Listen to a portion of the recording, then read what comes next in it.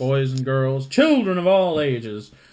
I am going to be doing one of my Frog Pond Finds episodes today, and yesterday we actually went to the big flea market that I go to every year. It's world famous. It's in Clare, Michigan, and I found quite a bit of stuff. Unfortunately, I don't have any actual footage from that. I wish I did. But the problem is I don't really have a rig for doing spy camera work or anything like that. And when I find stuff, it's either you end up buying it at that very moment or you don't. Because there's always someone behind you. Competition is pretty high at this place, which is why I like going in on the first day or trying to and getting there early. From what I understand, I actually missed out on a couple of things, but, it's always hit or miss. So, with that in mind, I wanted to show you one of the first things I picked up. And all of this stuff is in no particular order, and I will try to relay the stories that came with it and the price that I paid. So, I was going to someone's stall, and there's these little old ladies, and I think these were the same ladies that I had bought some stuff from them before. And mind you, this video might run a little long because there is quite a bit of things to go through, and like I said, it may run long, so if you have anything to do, you might want to divide your time on this. I actually ended up picking up from these little old ladies an Atari 7800. Unfortunately, it does not have any of the components to hook it up, but I'm not sure. I might have made a mistake. I might have left the power pack there, and that is a big mistake when it comes to this system.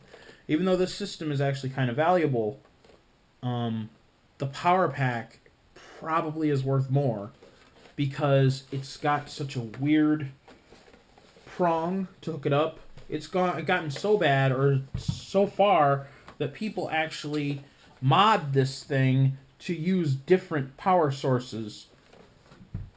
But here's the story. I walked up, I saw this, and I saw a Sega Genesis. The Sega Genesis was marked at $30. This didn't have a price on it. The ladies told me, or at least one of them did, that earlier in the day they had a large bin full of games and whatever else that someone came along and purchased, and I kind of groaned at that. I actually did not groan inwardly, I groaned outwardly. So I asked them, I was just curious, because this didn't have a price, how much you want for it? $10. I told them I didn't see any of the components to hook it up with, because, again, I don't know a lot about Atari. And I said $5. So they took it at $5. So now I have no idea if this actually works, but it's still a pretty cool system to have. I actually thought this was the 5200. That's what I thought originally, but then I realized that the 5200 was even more of a beast than this thing.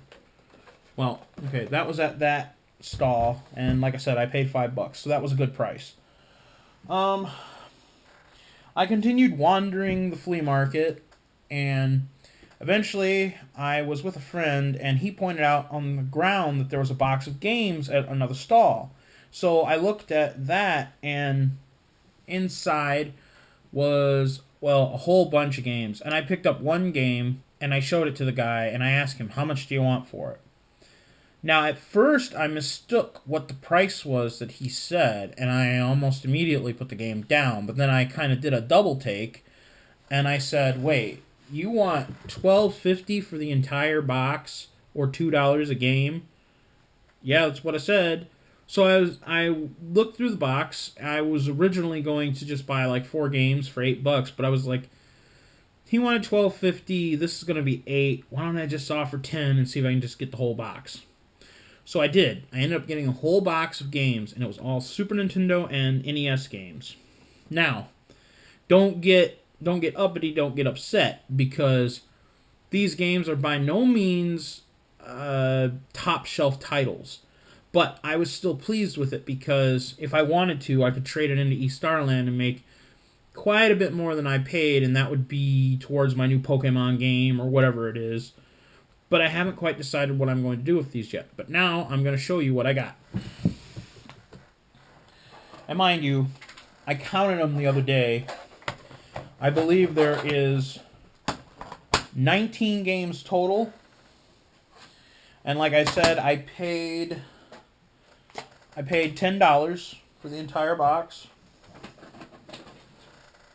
And I'll show you what I got. And obviously, I'm not going to sit here and be like, did I do good and stuff like that, because I know I did good. And people who do that are just, I feel like at this point, that's just trolling other collectors and people who love these games.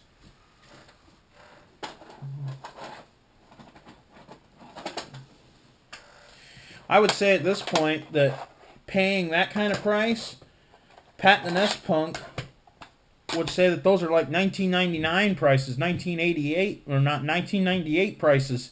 The type of prices he was paying back then before this all blew up.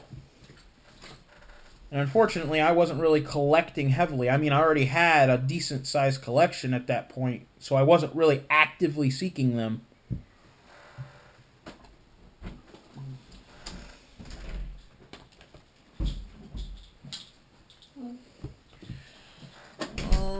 Let's see. I'm going to start with... Well, I actually have some late print games here, too.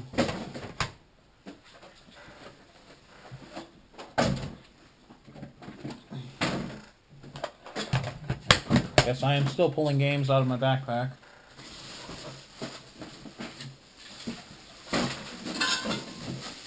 Hang on a sec.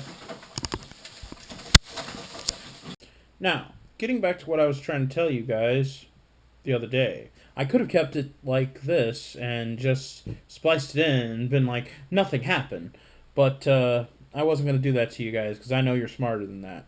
Anyway, I'd already told the tale about coming across these games. So now I'm going to show you what I picked up from that guy. And these are in no particular order. There isn't anything particularly amazing here, so I'll try to keep it short. I mean, I know the video was already kind of running kind of long already. So we have Wheel of Fortune Deluxe Edition. A lot of these, the labels are really nice. Wordtress. Nest Play Action Football from Game Time Incorporated. Rockin' Ball, and I really hope you guys can see these without too much glare on the labels. That was from Video Watch. Spy Hunter. Very nice label on that. I think I'll be trading that out for my copy. Rad Racer 2. POW.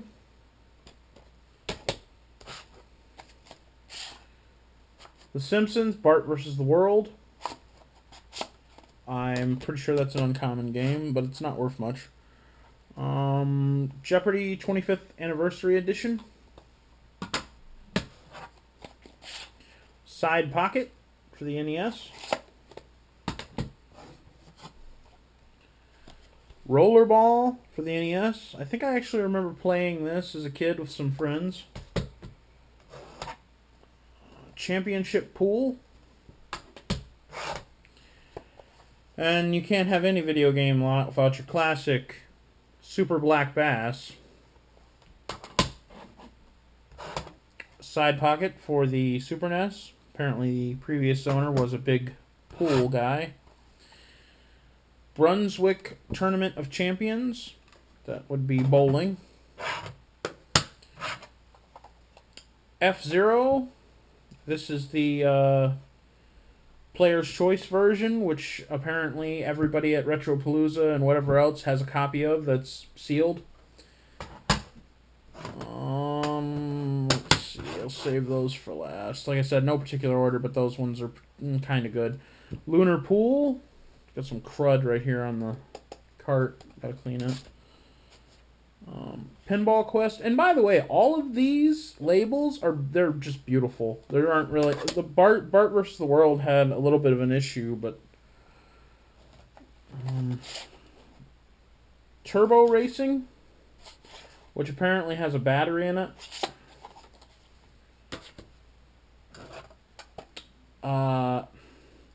Waiale, I'm sorry if you're from Hawaii and I butchered that, but Waiale Country Club. Pitfall. Zoop. And these are the last two. Wicked 18, which is kind of uncommon. It's kind of neat to see this weird golf game in here.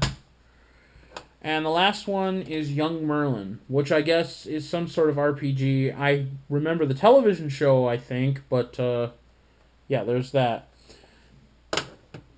And if I didn't say it already, I paid $10 for the entire lot.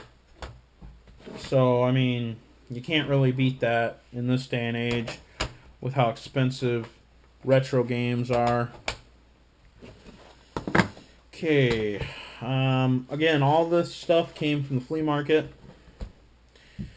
And just as I was getting ready to leave the flea market, well, actually, here, let's do this. Let's do it this way.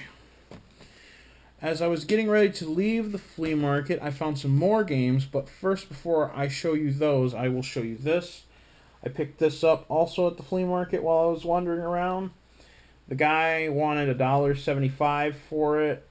I got him down to $1.50. He really wasn't budging on it. I only wanted to pay $1 because it's messed up. It was like a library copy, so you can tell where they glued and taped, and I mean, it really would not be suitable for sale on eBay. So that's going right into my comic book collection for now, just for reading. It's really pretty inside.